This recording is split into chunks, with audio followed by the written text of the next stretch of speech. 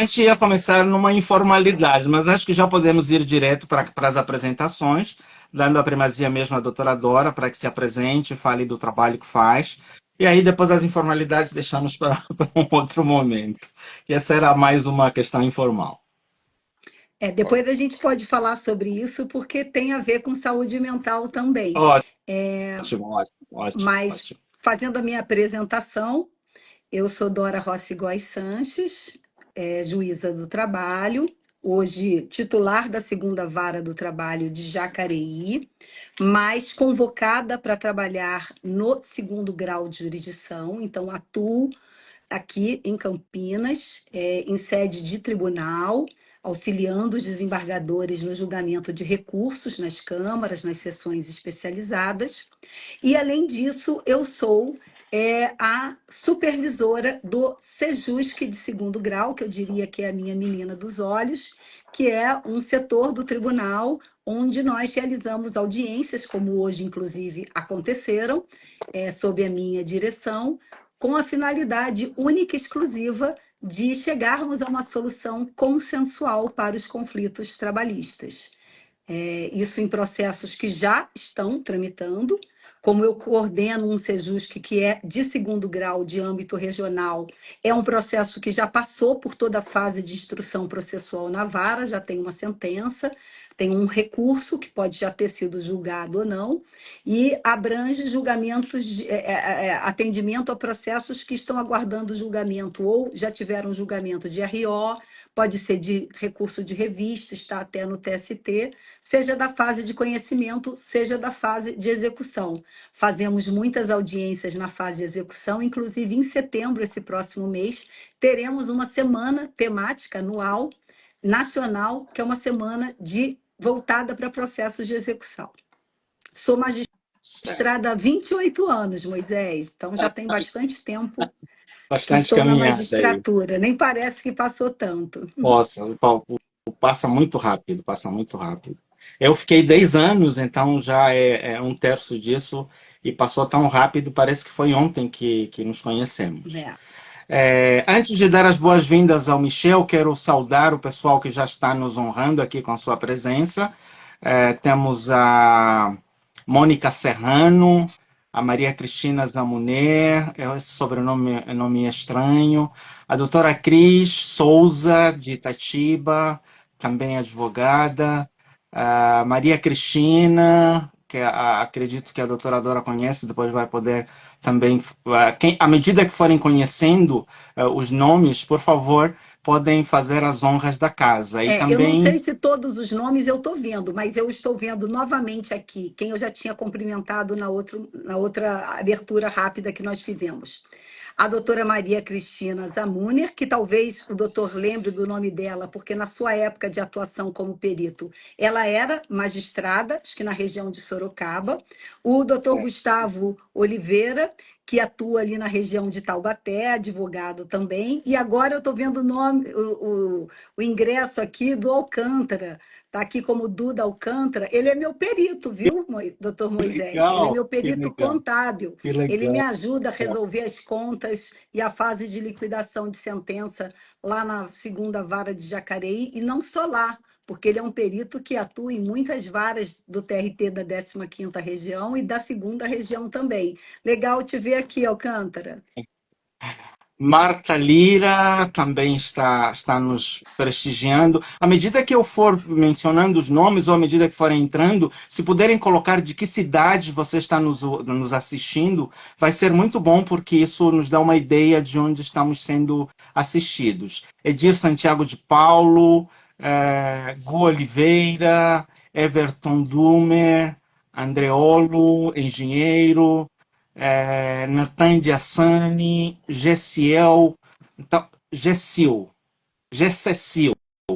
Então, Doutor se vocês puderem. Natan, advogado lá no Vale do Paraíba também, São José dos Ah, que Campos. legal, que legal. Tem bastante gente do Vale do Paraíba, gente de Itatiba, e à medida que forem entrando, então a gente vai fazendo as honras da casa. Michel, seja muito bem-vindo, obrigado por ter nos prestigiado aqui, aceitando o nosso convite. Por favor, a palavra com você para fazer a sua apresentação. Olá, boa noite, doutor Ezequiel, doutora Dora, eu agradeço imensamente o convite. O Agião nos colocou em contato e é um prazer estar com vocês aqui. Eu trabalho na área de recursos humanos, já estou há 23 anos trilhando nessa área, já passei por todos os subsistemas de RH, tive esse privilégio, essa oportunidade. A minha formação, sou psicólogo de formação, com alguns cursos na área de recursos humanos e aconselhamento. Eu estou aqui para trocar um pouco de ideia, bater um papo de acordo com a proposta do dia. É um prazer muito legal, muito grande estar com vocês. Eu estou vendo que tem uma turma que já passaram vários nomes aqui, que é da Certo. minha amizade, do meu ciclo do dia a dia, e é um prazer estar com essa galera também. Joia. Então, à medida que for reconhecendo os nomes, por favor, pode cumprimentá-los nominalmente, que isso nos aproxima, nos torna mais humanos, que esse é um dos nossos propósitos, humanizar ao máximo essa relação que a pandemia nos impôs nos impôs não, trouxe a possibilidade de a gente se aprofundar mais nela. Ana Carla Bontorim também, seja muito bem-vinda. Bom, vamos começar então com a nossa conversa. Meu nome é Ezequiel, eu sou médico, tenho atuado nos últimos 10 anos como perito judicial, na área trabalhista principalmente, tenho formação na área de psiquiatria, de medicina do trabalho e também de perícias médicas. Nos últimos 2 anos, por questões de saúde, eu me afastei um pouco da parte pericial e estou começando a ensaiar, a trabalhar um pouco mais para a parte de consultoria. Então, é no âmbito dos nossos projetos de consultoria, do projeto Asamplay, que nós realizamos essas lives como uma maneira de discutir questões relacionadas à saúde mental. Felizmente, no meio desse caminho, o nosso projeto tem em torno de 12 anos, mas está começando a sair realmente da gaveta e se tornar nos últimos 24 meses. E nesses últimos 6 meses foi promulgada a lei da saúde mental, felizmente. Então vem dar um pouco mais de respaldo e vem demonstrar a preocupação do governo, dos legisladores em relação a essa questão. Portanto, vamos abordar muito questões relacionadas à saúde mental, nesse aspecto ligado a questões de gestão de conflitos. Por isso, a doutora Dora é uma pessoa extremamente assertiva nesse sentido. A escolha dela foi muito assertiva no sentido de que ela cuida dessa parte dos litígios, do consenso, da tentativa de resolução consensual dos conflitos, dos litígios judiciais. A Qual doutora é a Dora, importância? inclusive, a doutora Dora, inclusive, participou de uma intermediação que estava na justiça há bastante tempo, né? Qual Envolvendo foi? Embraer, sindicato dos Sim, ex-empregados era lá da um Embraer, processo um que caso começou. emblemático na É, justiça trabalhista, diga-se de passagem. verdade. Você sabe, Miquel, que quando esse processo começou, nem eu pensava em ser juíza, porque, se não me engano, ele é de 92, o ano do Pois ajuizamento é. da ação. Uma Aham, ação coletiva proposta pelo Sindicato dos Metalúrgicos de São José dos Campos, que pois é. representava, na época, todos os trabalhadores da Embraer. Era uma discussão sobre a aplicação ou não de um reajuste salarial. E, naquela época, as empresas tinham um grande número de trabalhadores, então eram algumas milhares de pessoas, e esse processo seguiu por muitos anos, transitou em julgado, e a execução de uma ação coletiva não é nada simples. Alguns Pois é. trabalhadores, inclusive, faleceram, nem chegaram a receber. Quem está recebendo, em função desse acordo que nós celebramos e que resolveu o processo definitivamente, são os sucessores, os herdeiros, e foi uma alegria participar dessa conciliação. Foi feita no ano passado, na Semana Nacional de Conciliação de maio, Uhum, aqui no TRT da segunda, na segunda instância do TRT da 15ª Região, com a participação de vários advogados, tanto da Embraer como do sindicato, e uma colaboração de todos, né? Não tem acordo, não tem bom resultado sem um trabalho colaborativo, todos, né, vestindo a camisa em prol de uma finalidade comum. Eu costumo dizer que o processo, ele muitas vezes é visto sob prisma negativo, como um problema. E ele, às vezes, é uma oportunidade de solução de conflitos de uma maneira até, talvez, reparatória de coisas que podem ter existido lá atrás. Então, não vejo muito processo sobre esse aspecto, esse viés negativo, e sim como uma oportunidade, e não como um problema.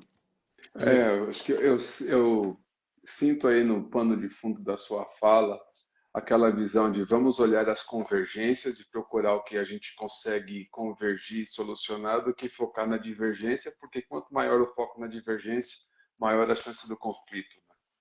E sabe do que mais? É até um pouco antes disso, não só para a gente olhar as nossas convergências, é para a gente conversar e entender os nossos Uhum. interesses. Boa. Tem uma situação que muitas vezes em cursos ou em exposições que se fala de conciliação é muito contado, a história da laranja. Não sei se alguém já ouviu aqui. Dois jovens queriam dividir a laranja. Na verdade, não queriam dividir, eles queriam a laranja, cada um queria a laranja para si. E só tinha uma laranja. Aí chega a mãe e fala: cada uma quer essa laranja, não tenho como resolver, corta a laranja no meio, dá metade da laranja para cada um. Aí ficam as duas lá emburradas, não ficaram satisfeitas com essa solução. Aí, de repente, depois de partir da laranja, dada a metade para cada um, a mãe chega e fala: mas por que vocês não estão satisfeitos? Eu já resolvi o problema, vocês estavam aí brigando por causa da laranja, cada uma já tem metade. Aí uma fala: ah, mamãe, é que eu queria a laranja inteira para fazer um suco. E a outra fala: e eu queria a casca da laranja inteira para fazer um doce. Ou Sim.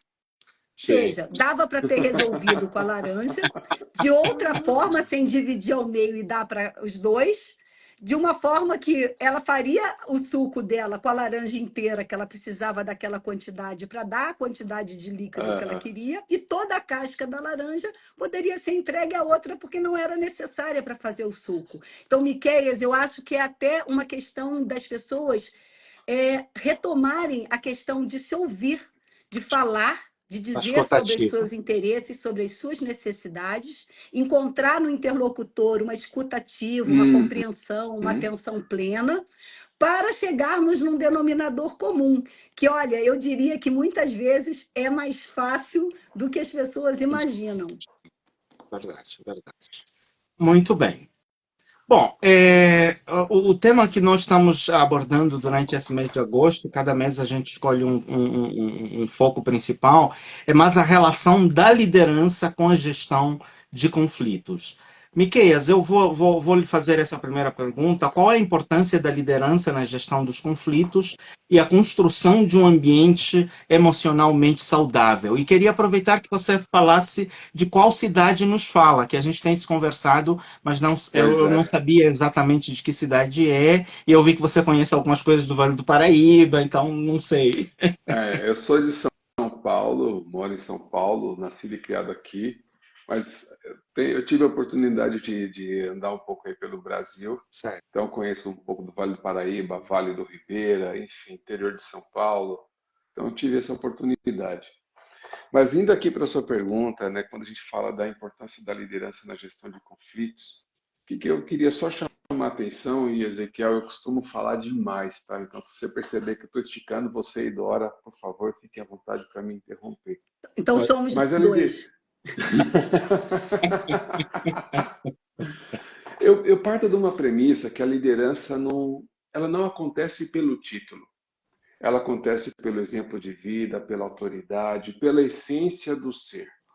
Então, quando de fato eu me comporto eu tenho características de um líder pelo exemplo, pela minha postura, pelo meu dia a dia, isso por si só já traz uma autoridade para, primeiro, minimizar conflitos e, segundo, em havendo conflitos, intermediar esses conflitos de uma maneira construtiva, né? E às vezes a gente subestima o papel a importância da liderança. Eu diria que em contexto de organização, seja ela religiosa ou no contexto de organização empresarial, civil, não importa. Acho que a liderança ela exerce um papel fundamental para estabelecer um ambiente saudável do ponto de vista emocional. Isso não significa ausência de regra. Às vezes eu percebo algumas pessoas falando assim, pô, não tem muita regra. Acho que a regra é importante. desde que essa regra seja acordada, desde que essa regra seja esclarecida e convencionada, vamos assim dizer. E aí, à medida que essa liderança direciona, explica, se cobra, orienta, se posiciona, oferece ajuda, sempre baseado no respeito e no amor, ela vai trabalhando e vai construindo esse ambiente emocionalmente saudável. E até o ponto é uma construção, né? Não vai ser no estalar de dedos que a gente vai fazer isso acontecer.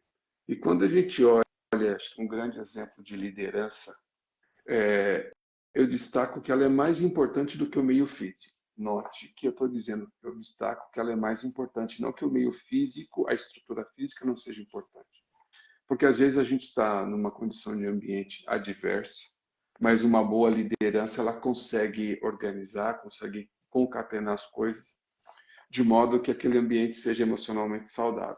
É só a gente olhar alguns exemplos na história, dentre eles o próprio Cristo, que conseguiu exercer essa liderança de maneira bastante assertiva e agregar pessoas de interesses completamente divergentes e organizou de uma forma, historicamente falando, exemplar.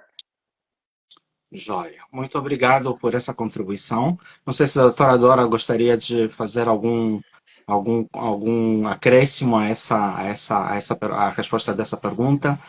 A conversa vai ser bem É, natural, bem eu, go- fluida. eu gostaria, assim, primeiro eu tenho que cumprimentar algumas pessoas que entraram a partir do Ótimo. momento que a gente começou a falar, porque eu não cheguei a cumprimentá-las. Doutora Daiane, o Marcos, meu diretor em Jacareí, doutora Cristiane, também lá do Vale do Paraíba, atua comigo também lá em Jacareí, meu sobrinho, Juninho, beijo, que bom vê-lo aqui. Aliás, ele hoje já é um líder, tem uma equipe, né? Ele trabalha na área de TI lá em São Paulo, para um grande banco. E realmente, assim, Miqueias, concordo totalmente com você. Liderança não é imposição, liderança se conquista a partir dos nossos comportamentos, da nossa atuação, como você disse, pelo exemplo. Às vezes, a presença física do líder também é uma coisa que, nos últimos anos, eu tenho refletido sobre isso, porque a pandemia nos afastou fisicamente, né? Eu sou uma pessoa que tem uma equipe, eu tenho algumas equipes, né? Eu considero a equipe da segunda vara do trabalho de Jacareí a minha equipe, não obstante eu não esteja à frente dos trabalhos na segunda vara de Jacareí há quase 1 ano e meio, porque ao vir para o tribunal sou substituída, mas eu sei que eles sabem que eu sou uma líder deles. E eu sei que eu tenho todo o apoio deles, apesar de eu estar longe. Né? E depois eu digo por que eu acho que eu conquistei isso. E eu tenho outras equipes, o grupo aqui do Sejusc, e eu passo muitas vezes por outras equipes, porque, como convocada, eu passo em vários gabinetes, e ainda que seja por 1 mês, 2 meses, 6 meses, 9 meses, como já aconteceu, aquela equipe, enquanto está trabalhando comigo, eu também acabo exercendo uma liderança sobre ela. E a gente acaba conquistando esse respeito, essa credibilidade, muito pelo que nós fazemos.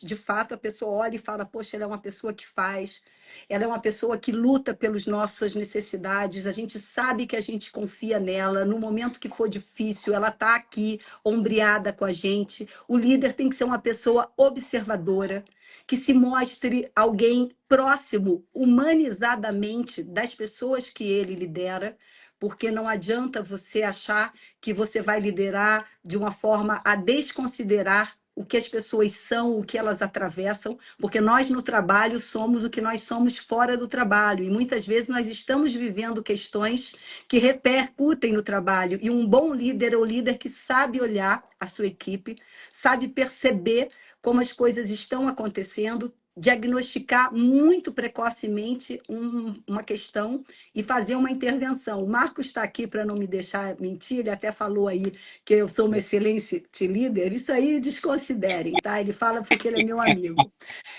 Mas eu sempre falei para ele que ele é meu braço direito na vara. Eu não estando lá, eu confio tudo nele, eu deposito muito dessa liderança nele. E ele sabe que eu sempre disse, muitas vezes os servidores, sabe, Miquéias, relutam muito a trazer as questões para o juiz.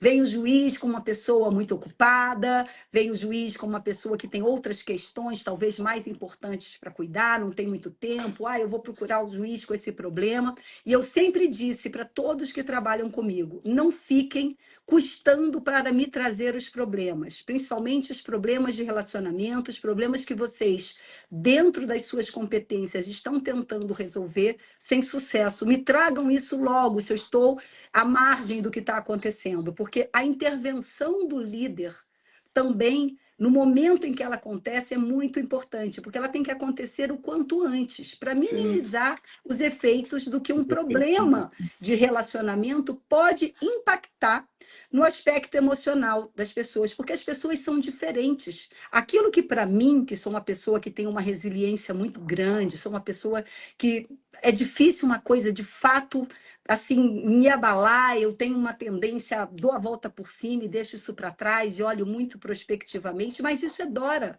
É Dora Rossi Góes Santos, pode não ser Miquéias, pode não ser uhum, Ezequiel. Então a gente tem que entender as pessoas e entender como aquilo está repercutindo nas pessoas e fazer as intervenções e saber como fazer. Miquéias, que vem da área do RH, sabe o quanto é importante o líder saber como, quando e de que forma fazer uma exato. intervenção, sob pena de não piorar isso e gerar outras mágoas e outras insatisfações e outras decepções. Porque é algo que, aliás, acaba caindo aqui no meu colo, na magistratura, e, gente, Aham, acreditem, são muitos os processos que envolvem hoje questões de assédio moral e que eu, com o diagnóstico que faço, falo, mau líder. Sim. Não estava preparado para o cargo que assumiu. Não foi muito bem informado de como lidar com os funcionários, de como lidar no momento difícil, talvez não tenha recebido a capacitação para isso. E aí, pensando sim, até nas empresas, as empresas nunca podem se esquecer que, por lei, é uma responsabilidade objetiva que o Código Civil as impõe.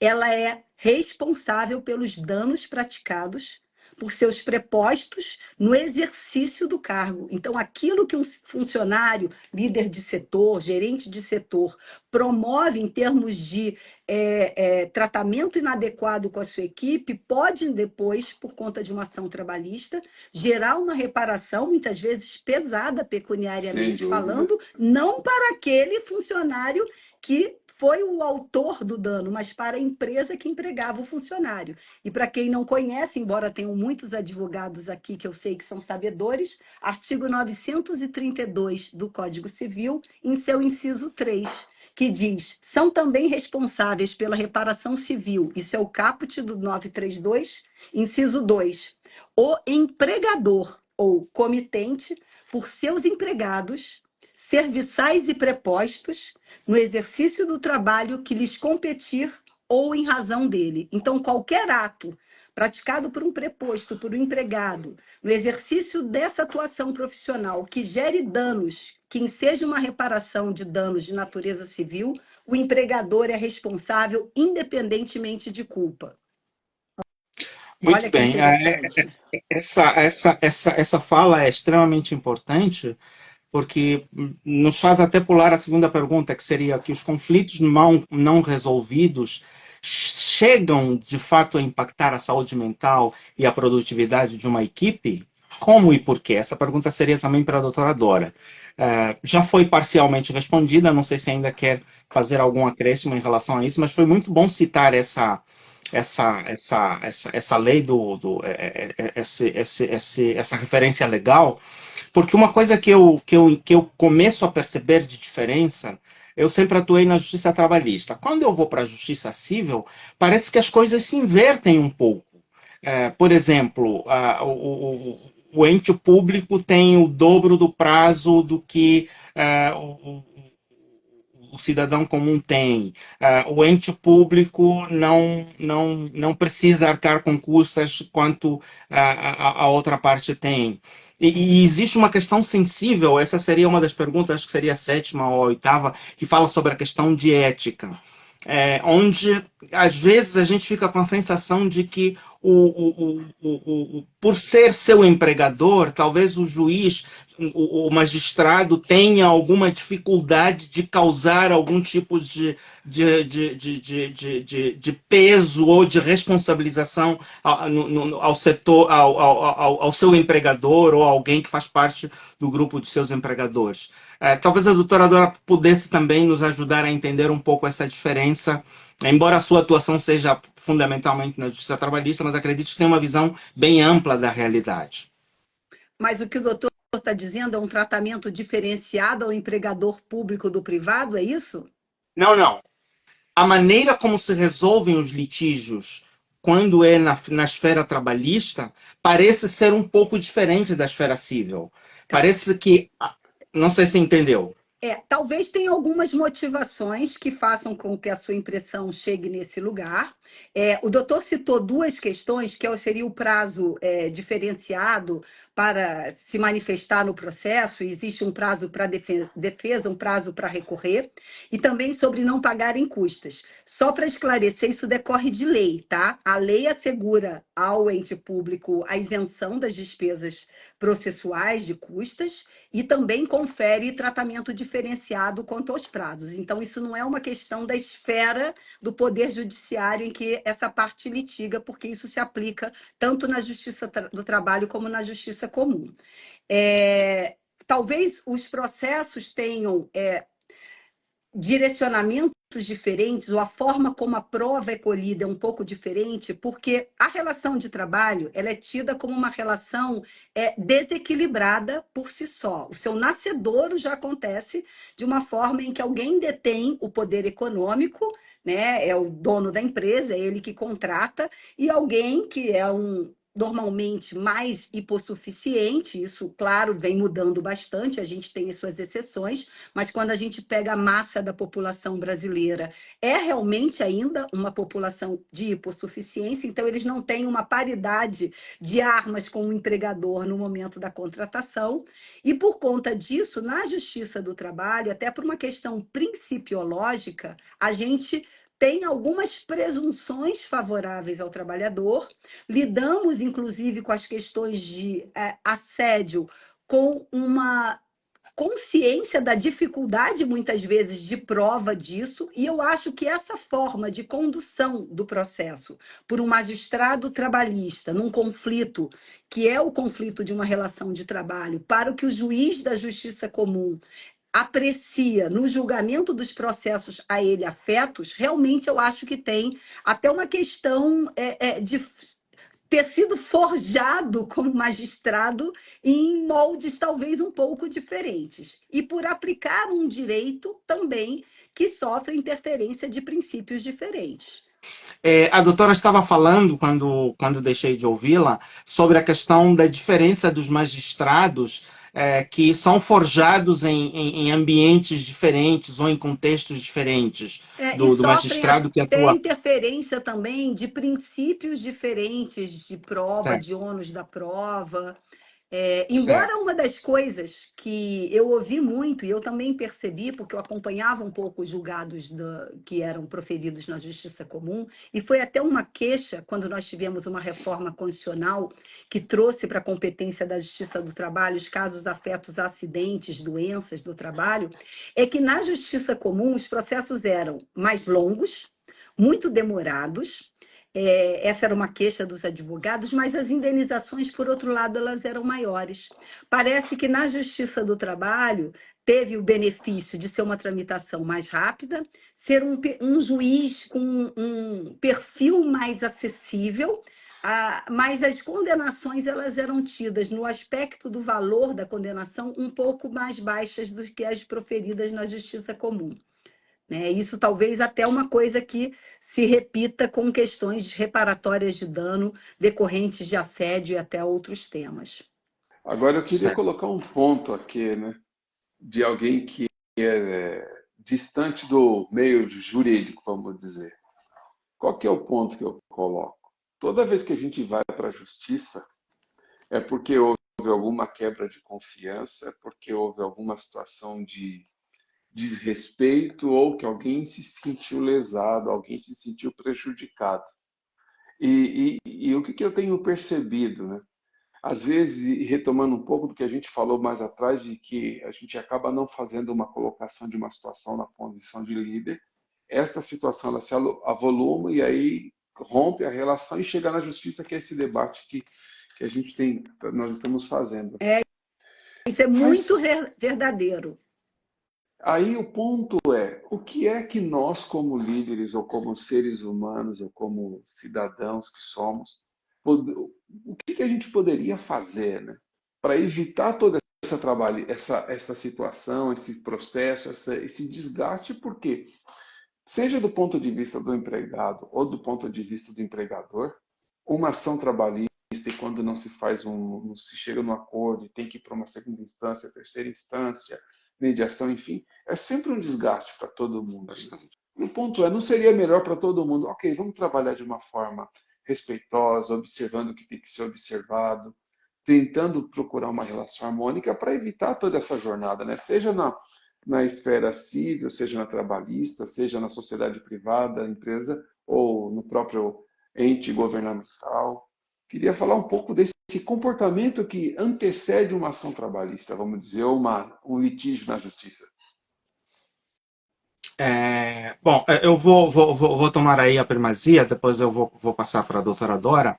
O que eu entendo é que nós, na live de há 2 dias atrás, uma das coisas que nós constatamos é que nós temos dois fatores. O primeiro é que não existe uma escola de liderança. Não existe. As pessoas são treinadas para serem administradores, são treinadas para serem governantes, são treinadas, mas assim, raramente são preparados para serem líderes. E o conceito de liderança é um conceito muito mais amplo, é um conceito que lida não só com as questões de fluxos de trabalho, mas também com a sensibilidade humana, com a questão de humanização.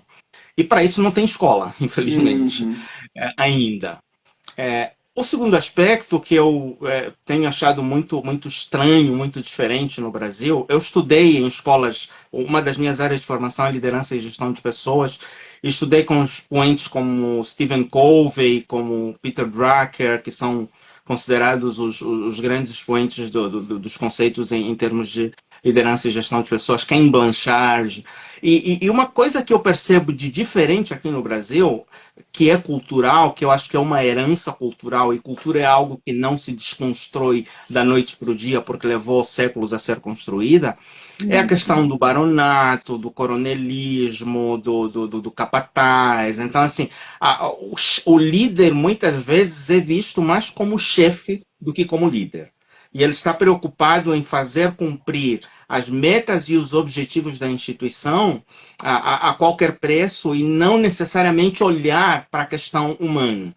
Então, essa até seria uma das próximas perguntas que já podemos antecipá-la, que é a questão de que qualidades são necessárias para um líder e se o nosso sistema prepara. Temos tido grandes progressos, e progressos que vêm principalmente de pessoas com valores, com princípios, como a doutora Dora, como o Michel, como vários outros exemplos que temos visto na sociedade. Eu tenho acompanhado também o ministro Barroso, por exemplo, os posicionamentos dele em relação a essas questões. Mas ainda temos um longo caminho a desconstruir questões perniciosas culturais que ficaram enraizadas e que fazem com que o lado da sensibilidade ainda seja o menos aflorado e as metas, os prazos e os objetivos seja aquilo que mais é trabalhado. Essa é a minha leitura. A doutora Dora, vou lhe passar a palavra para dar a contribuição também nesse aspecto. Olha, teria muita coisa para falar sobre isso, mas eu vou resumir numa palavra que a gente comenta bastante aqui no Sejusc: comunicação. Eu estava falando sobre a importância da Da comunicação. E para a Isso. gente se comunicar bem, a gente tem que entender o que está acontecendo. Então, a gente tem que ser próximo, a gente tem que ser honesto, transparente, a gente tem que ter um verdadeiro desejo, tem que ser um ato intencional de estar próximo da equipe e não acima da equipe, mandando Uhum. na equipe. Compreender que eu sempre achei assim, e uma vez até apliquei um questionário, isso foi numa outra unidade que eu trabalhei muito tempo, quase 10 anos, para entender o que os integrantes da equipe gostariam de fazer. no que eles se achavam aptos a fazer já, o que eles tinham dificuldade de fazer. Tentei fazer, digamos assim, um raio-x de como eles se sentiam naquele momento. E, por outro lado, qual era o objetivo deles? Aonde eles queriam chegar? Porque o bom líder, ele incita a equipe também a crescer. Ele Sim. tem que ser alguém que estimula as pessoas a se relacionarem, a buscarem outras aptidões, a serem flexíveis no trabalho, a fazerem atividades em grupo, né, a se substituírem, a serem colaborativos, a serem solidários entre si, né? Então, isso para mim é algo que passa muito pela questão da comunicação. Se alguém acessível e que de fato se comunica com a sua equipe, né? Realmente se comunica de uma forma humana, de uma forma E, positiva. e não necessariamente a gente vai conseguir que todo mundo faça 100% o que gostaria que fizesse. Mas o Sim, fato de ter esse movimento e você colocar as coisas no lugar, olha, você gostaria de fazer isso, não dá para fazer dessa forma, mas podemos fazer daquela forma. Encontrar o meio do caminho, deixar isso claro, minimiza muitos ruídos no dia a dia, né? E a equipe sim. naturalmente fica mais produtiva. E E, Miquéias, queria falar uma coisa sobre, até voltando agora novamente para o fato de eu trabalhar com conciliação e mediação aqui no tribunal. Como é um momento em que a audiência é uma audiência para que a gente dialogue e resolva com o protagonismo das partes e não com uma Uhum. intervenção impositiva do Estado de decidir, ao contrário, mostrando que as pessoas têm que arregaçar as mangas e elas mesmas tentarem aparar as arestas, resolverem seus conflitos. Você não tem ideia de como surgem questões que sequer narradas no processo estão, que não são objeto de pedido, mas são mágoas que ficaram lá atrás. Pois Momentos é. em que as pessoas esperavam um reconhecimento, uma validação, uma compreensão por parte do superior de uma diversidade que ela vinha passando. E isso não aconteceu, e isso deixou uma mágoa, e isso muitas vezes é o estopim de uma ação trabalhista.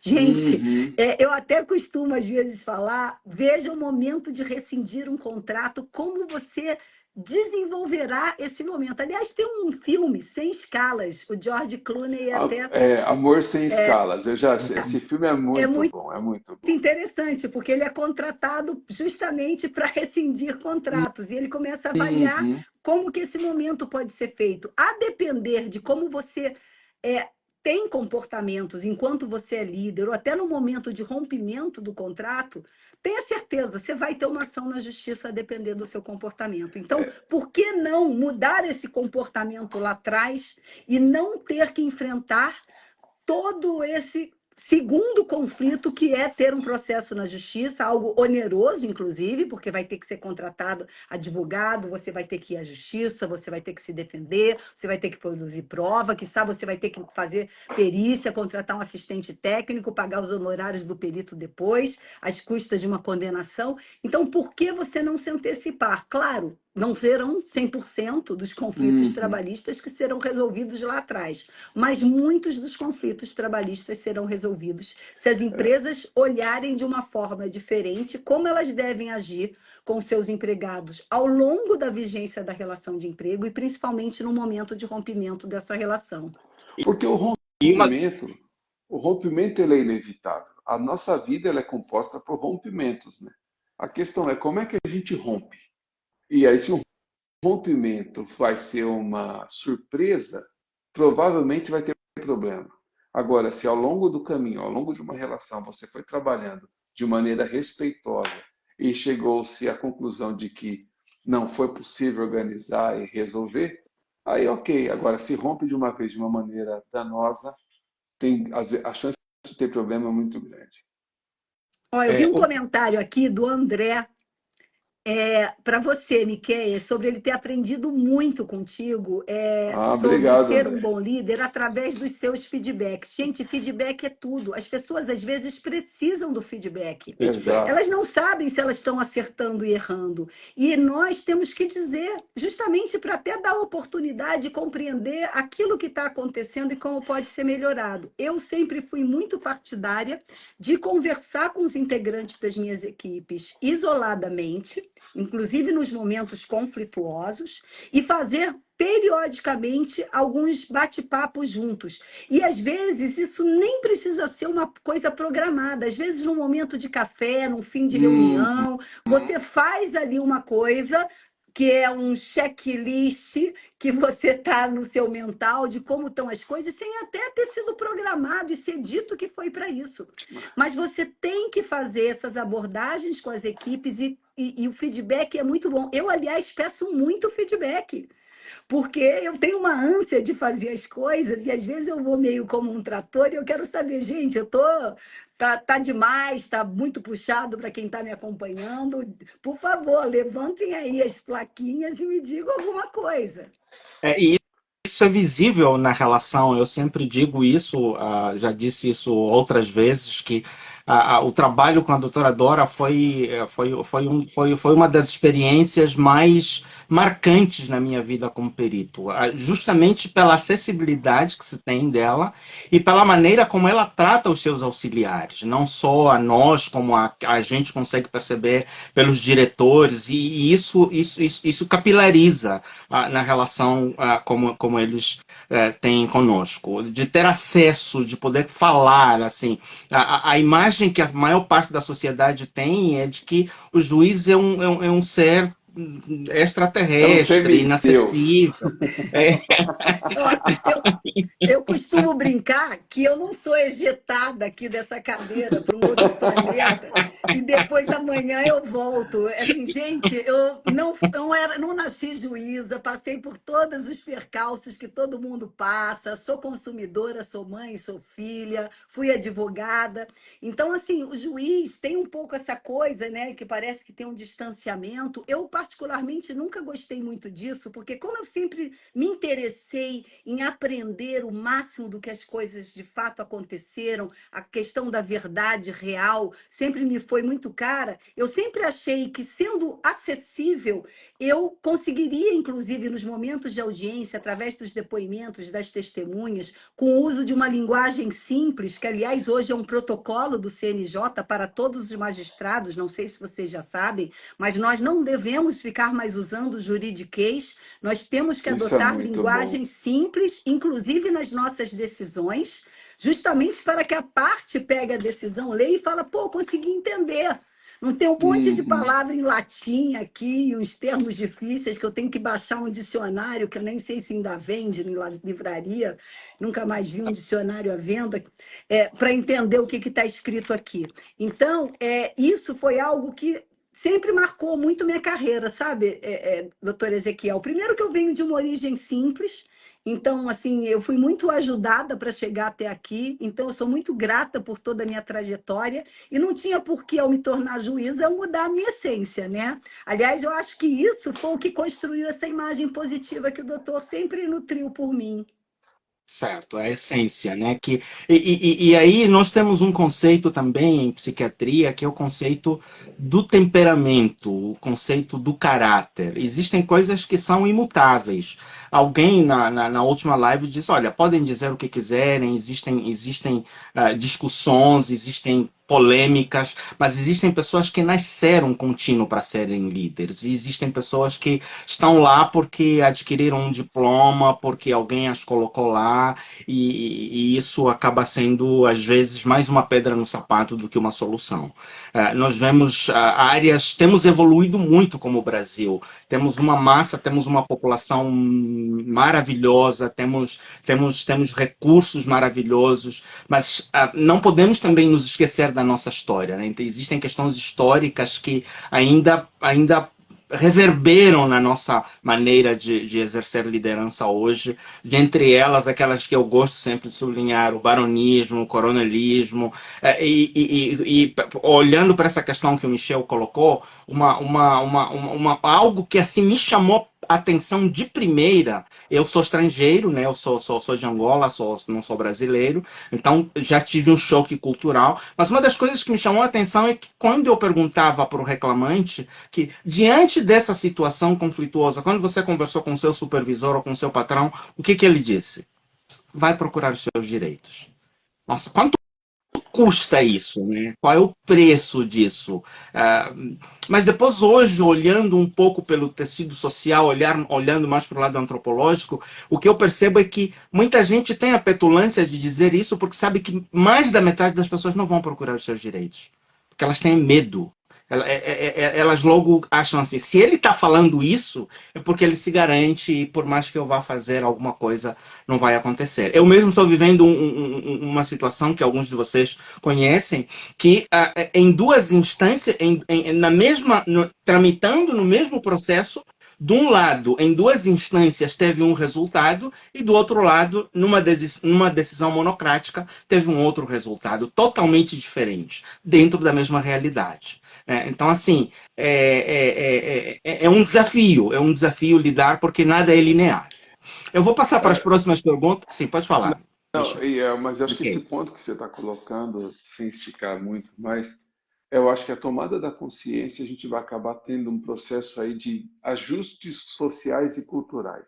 Eu acho que a gente vai encontrando um ponto de equilíbrio. Quando uma pessoa fala, vai procurar os seus direitos, é uma fala arrogante. Então, acho que assim, é um aprendizado, é um processo evolutivo e, infelizmente, eu entendo que a gente está no meio dessa jornada.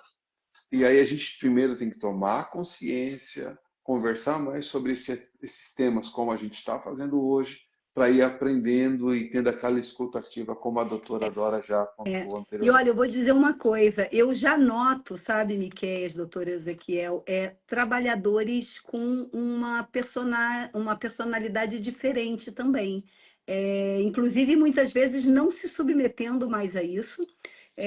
Trabalhadores que buscam a sua posição no mercado de trabalho até por conta do ambiente que a empresa vai lhe oferecer. Isso talvez quando a gente fale de um trabalhador numa condição de médio para cima, né, financeira, educacional, eles já não toleram mais isso como acontecia antigamente. Eu acho que realmente a gente está num processo de mudança disso. Eu acho que as empresas também vêm se conscientizando que não existe mais uma gestão por estresse, isso é uma gestão que Uhum. existiu, imperou aí, eu diria assim, por uns talvez até uns 10 anos atrás, mais ou menos, em algumas atividades econômicas, aliás, na área bancária, a gente viu isso Principal. muito no Poder Judiciário, a ponto até de ser celebrada uma cartilha sobre assédio moral dentro dos bancos, né, e divulgada pelos próprios bancos e ações até impondo o banco a trabalhar com isso.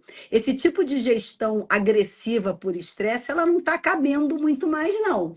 E acho que as próprias corporações estão começando a enxergar isso, estão eliminando esses líderes, estão buscando capacitar melhor os seus funcionários para esse trabalho. E eu espero que a gente vá vendo cada vez menos casos como esses. Eu que já tenho assim um tempo na magistratura que me dá elementos de ver um tipo de progressão, eu já vejo melhoras, tá? Com Já certeza. vejo melhoras. E corroborando aí com a doutora Dora, né, a gente tem que destacar, a gente está hoje, em muitas situações, quatro gerações convivendo.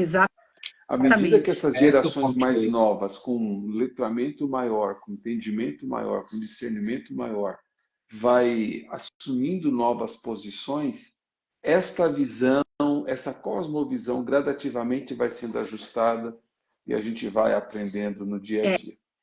E Isso é uma das mais uma características. exigência que vai se fazer em relação ao líder, viu? Porque Sim, pois é. são choques geracionais muito fortes. Eu mesma que fui mãe tarde, né? Então eu estou já na casa dos 50 para cima, e meus filhos estão com 15 anos, então assim, tem mais de uma geração aí no meio. Eu vejo a diferença de quando eu era jovem para o que meus filhos pensam, argumentam, Uhum. querem na vivência deles hoje. E se você quer ser líder, e eu sou líder em casa também, né? Meus filhos estão no auge da adolescência, eu tenho que exercer uma liderança positiva, de ser mãe com autoridade de educação e também não deixar deles terem em mim uma amiga, um porto seguro, alguém que eles confiem, isso não é nada fácil de conjugar.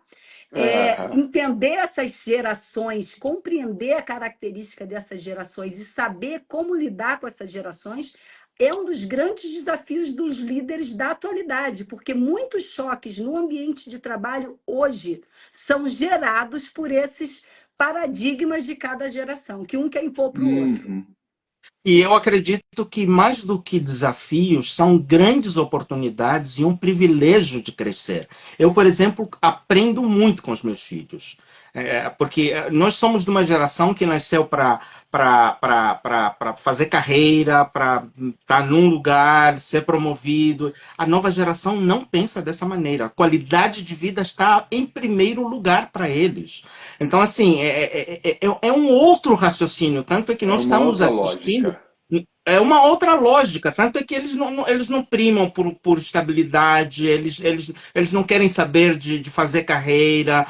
A Beyoncé lançou recentemente uma música que fala muito sobre essa questão do êxodo. E no mercado de TI, que é um dos mercados onde o seu sobrinho trabalha, doutora Dora, a gente está vendo profissionais que estão prestando excelentes serviços para o exterior e aqui no Brasil nós estamos com dificuldade de mão de obra barata. Justamente por causa desse choque, dessa dificuldade que as lideranças ainda tentam impor um modelo de gestão do nosso jeito de pensar, da nossa geração, dos anos 70, dos anos 60, que não cola mais nos dias de hoje. Sim, Eu vou às passar para vezes as o próximas. ambiente de trabalho, os benefícios, as condições de trabalho, para eles são mais importantes que o aspecto remuneratório. Com Sem certeza, com dúvida. certeza. A maneira como eles são tratados, a maneira como eles são acolhidos. Nós falamos de onboarding anteontem, então assim foi uma polêmica muito grande sobre a questão da integração. Bom, vou passar para as próximas perguntas para que a gente consiga estar dentro do nosso tempo. Qual é o papel da conciliação na justiça e que resultados essa ferramenta tem trazido do ponto de vista de mediação para as partes? Tanto para o judiciário, quanto para as partes, quanto para o Estado, quanto para a sociedade. E quais são as principais referências legais? Essa vai ser a pergunta para a doutora Dora. Eu já vou deixar uma engatilhada para o Michel. Quais são os principais modelos de mediação em conflitos que são disponíveis hoje e que têm perfis ou objetivos relativamente diferentes, embora eles se complementem? Primeiro, a doutora Dora. Então, essa questão de conciliação, ela começou bem lá atrás, através do Conselho Nacional de Justiça, que estabeleceu que todos os ramos do Poder Judiciário, isso tem mais ou menos uns quase 20 anos, deveriam ter centros destinados a tratamento adequado dos conflitos, resolução de conflitos por meio da conciliação. Na edição dessa resolução do CNJ, não ficou muito claro se isso se aplicaria ao Poder Judiciário Trabalhista. Veio depois, em 2016, uma regulamentação do Conselho Superior da Justiça do Trabalho e os SEJUSCs foram constituídos. Na verdade, a conciliação sempre existiu na Justiça do Trabalho. Aliás, para quem é antigo, né, na atuação dentro da Justiça do Trabalho, vai se lembrar que a denominação das unidades de primeiro grau de jurisdição era Junta de Conciliação e Julgamento. Antes de, com o término da representação classista, se passarem a se chamar varas do trabalho. Então, veja que no nome das unidades já tinha a expressão conciliação. E na legislação era estabelecido que o juiz deveria, antes de dar início à compreensão da tese de defesa, tentar conciliar, inclusive para nem conhecer a defesa, e no término da instrução, antes de encerrar e remeter o processo para julgamento, ele tinha que renovar essa tentativa conciliatória. Então, costumo dizer que sempre foi do DNA da Justiça do Trabalho conciliar.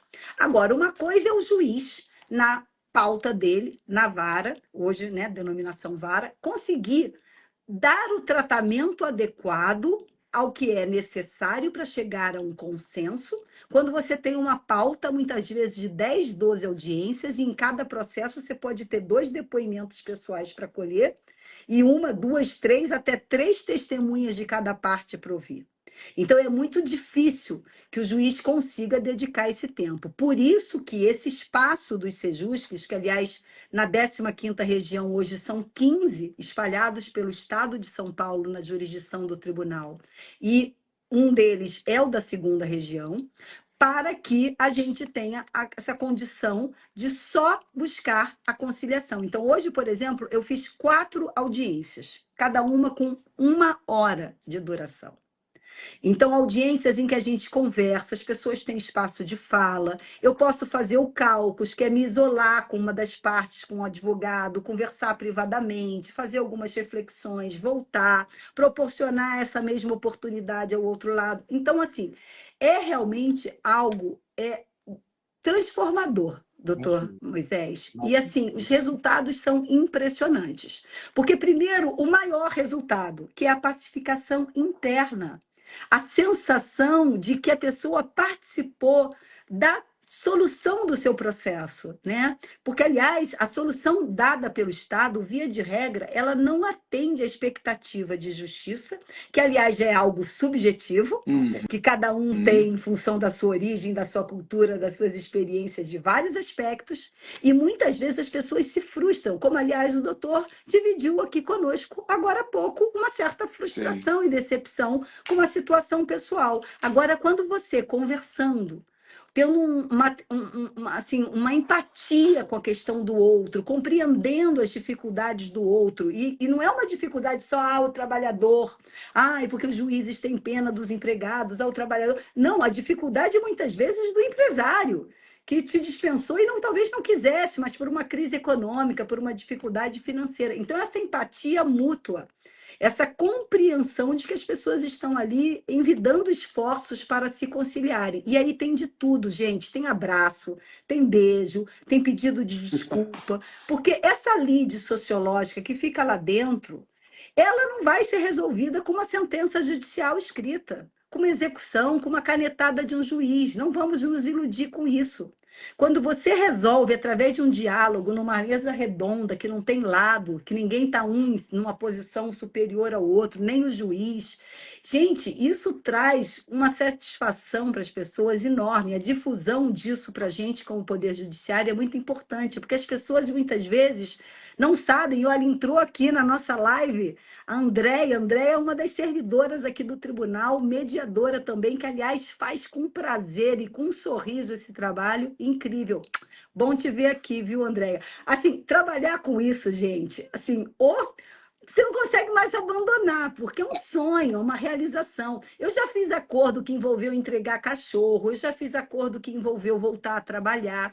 Então, assim, é o que dá uma realização muito grande para todos os envolvidos. E no ano passado, o TRT da 15ª região, pasmem, pagou mais de valores a trabalhadores e autores de ação, porque nem sempre o autor da ação é exatamente o trabalhador, tá? Pode até ser uma empresa.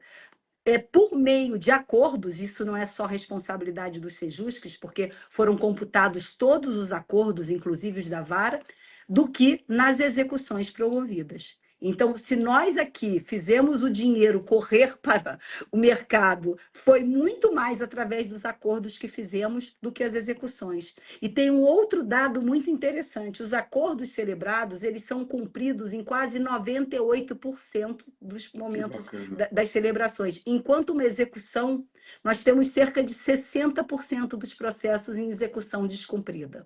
Então, as pessoas se engajam e se envolvem muito mais a honrar aquilo do qual elas participaram da construção do que cumprir uma decisão imposta. Aliás, uma decisão imposta, já ouvi de vários reclamados, inclusive para mim. A senhora vai ter que fazer e girar para me fazer pagar, que eu não vou pagar isso nunca. Eu já botei meus bens no nome de laranja, eu quero ver a senhora fazer eu pagar essa conta. Enquanto no acordo a pessoa faz um esforço homérico, se for necessário, para honrar aquela palavra que ele assumiu no dia da audiência. É tão bonito de ver, sabia? Mas, Imagino, doutora, é que no acordo semelhantes se encontram nas suas Exatamente. virtudes e nas suas vicissitudes. Então é o próximo. E aí, de certa forma, ele se sente acolhido e ao mesmo tempo atendido e ouvido, né? Aliás, você falou muito isso, que eu sempre comento, a gente tem que buscar o que nos assemelha e não o que nos distancia.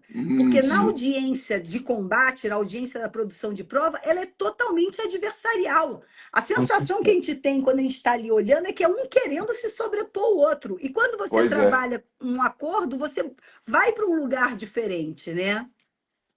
E essa instituição da conciliação, ela está presente somente na justiça trabalhista ou na justiça comum também? Não. Existem os sejusques na justiça comum, atuam em ações, inclusive criminais, com justiça restaurativa, gente, que é muito bonito também. Eu conheci a justiça restaurativa, é maravilhosa. É maravilhosa. A Andréia, que eu mencionei aqui, que ingressou na live, ela está trabalhando com justiça restaurativa, que, aliás, preciso dizer, ela é usada internamente na instituição, tá? Doutor Moisés Chichon, uma hora, falou assim, será que uma equipe produz menos quando está adoecida? Sem dúvida. E muitas vezes o tribunal faz uma intervenção numa unidade, percebendo que essa unidade já não está produzindo bem ou teve uma mudança no seu desempenho. O tribunal vê isso como um diagnóstico de que alguma coisa pode estar acontecendo ali e muitas vezes pode fazer uma intervenção, inclusive contando com o apoio de integrantes já capacitados em justiça restaurativa, para tentar entender o que aconteceu e restabelecer esses laços, construir as pontes que são necessárias. Muito legal. Agora com você a palavra sobre os modelos de mediação. Antes de eu falar desses modelos, deixa eu só mandar um alô geral, um salve aí, o doutor Ezequiel. Estou vendo o Milton, a Cris, a Silene, o Fábio, a Aline, o Adilson, o Luque, a Helena, o André, o outro André, o Fer Marsiglia, o Vladimir, são todos aí amigos queridos que estão acompanhando a gente aí. Muito obrigado por nos honrarem aí. Nosso muito obrigado. Eu não sou bom para falar de modelo, mas eu queria falar de comportamento nessa sua pergunta. Então, acho que assim, e muito do que a gente já falou aqui, né? Acho que começa com ouvir. Eu sempre costumo falar, né? Que a gente tem 2 olhos, 2 ouvidos, 2 narinas e uma boca, para a gente ouvir mais, ver mais, sentir mais o cheiro e falar menos. Tem um verso que fala que a gente deve ser pronto a ouvir e tardio a falar. Qual que é o problema? A gente quer falar sempre mais e a gente quer ouvir menos. Então, pensando na linha do comportamento, acho que vale a pena a gente ouvir as partes, procurar encontrar as convergências e quando a gente identifica as divergências, como é que a gente encontra um caminho para resolver essas divergências? Colocar o foco naquilo que é produtivo, né? Abrir mão, às vezes, de algumas coisas que não nos sejam cara, no sentido de também ter um gesto, um comportamento em direção ao próximo. E isso passa muito pela comunicação, que é pegar as coisas e colocar essas coisas, ou essas ideias, esses pontos em um lugar comum. E a partir do lugar comum encontrar uma alternativa. Porque eu acredito que quando a gente tem isso na nossa cabeça, a gente acredita nisso, portas fechadas se abrem. E aí a gente começa a conseguir encontrar alternativas que às vezes não são as melhores, mas são as possíveis naquele momento e para aquela situação. Muito legal. Isso mesmo. Não sei se a doutora gostaria de fazer alguma complementação. Não, concordo totalmente. Não. Eu, quando fui pesquisar sobre esse assunto, eu gostei muito.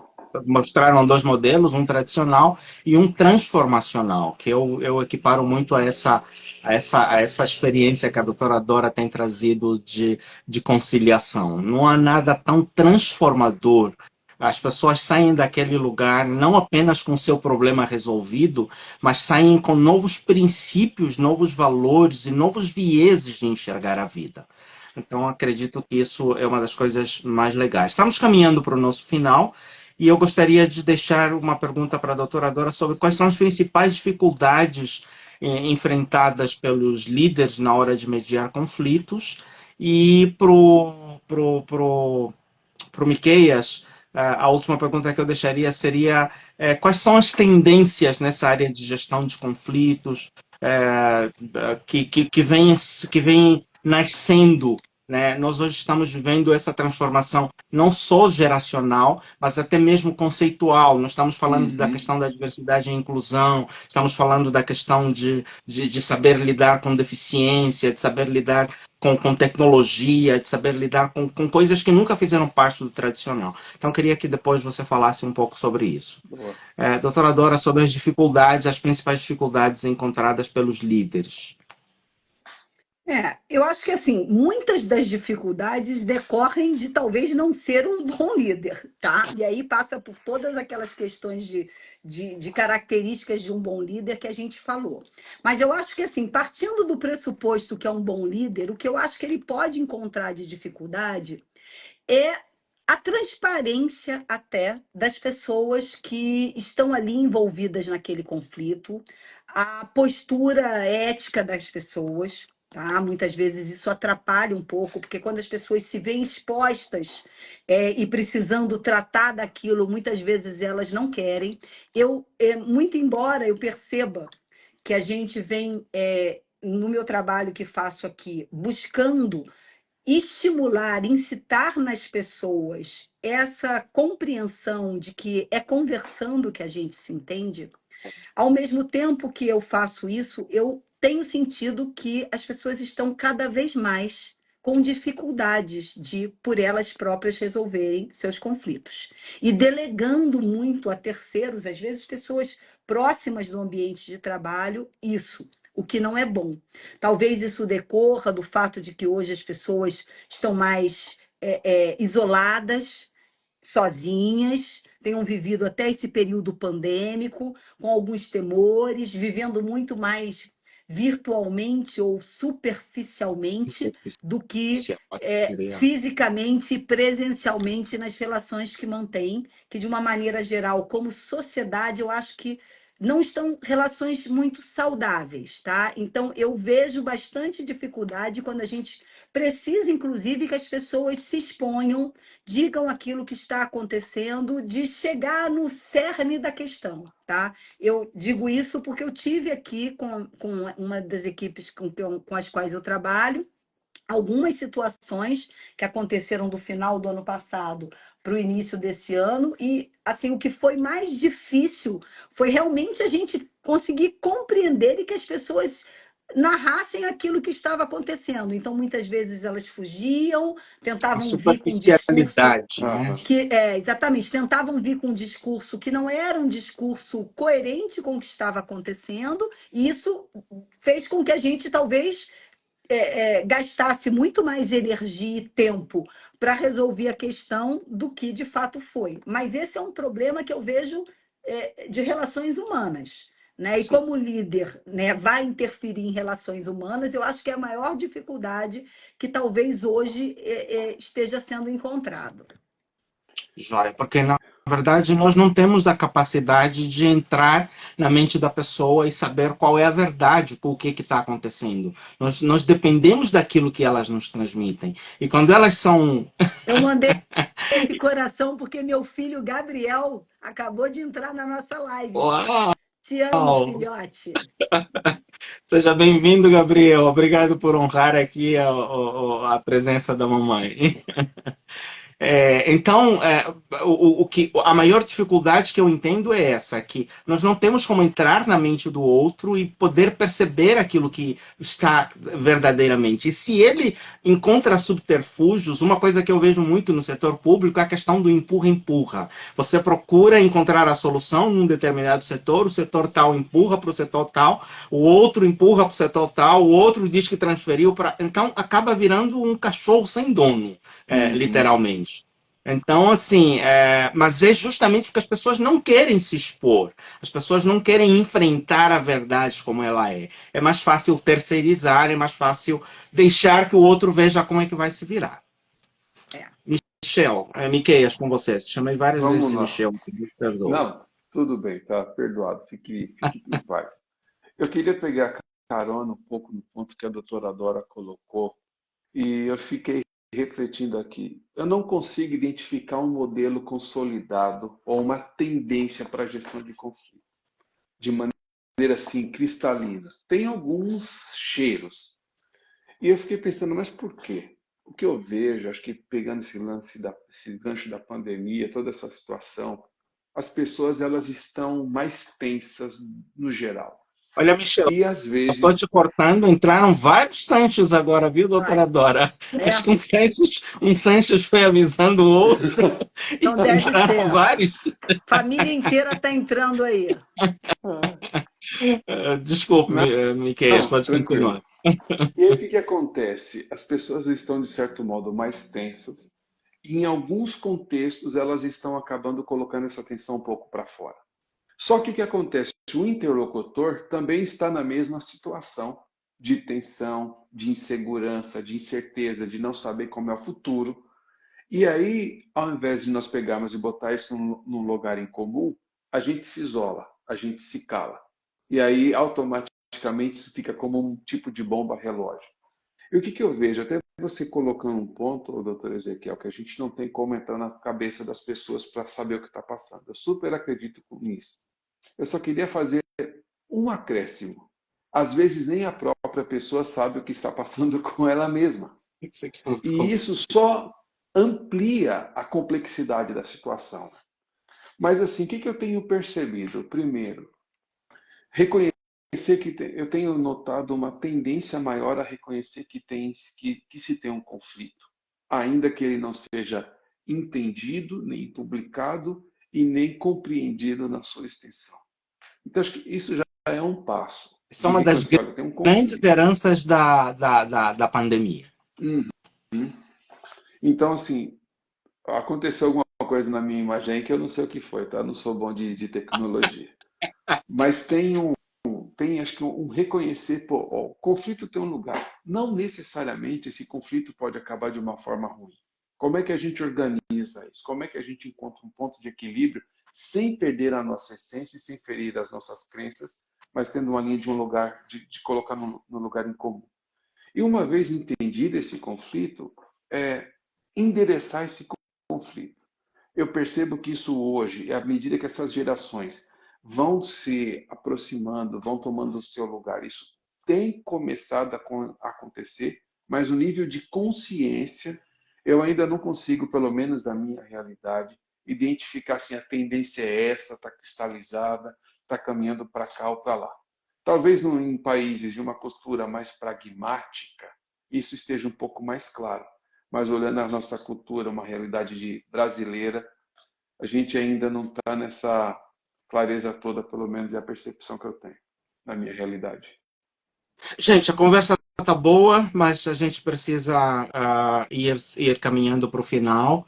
Muito obrigado. Se eu posso pegar uma palavra dessa sua última fala, Miqueias, é no sentido de que precisamos ser empáticos até com aquelas pessoas que estão confusas, porque muitas Uhum, vezes nem elas sabem o que está dentro da sua própria cabeça.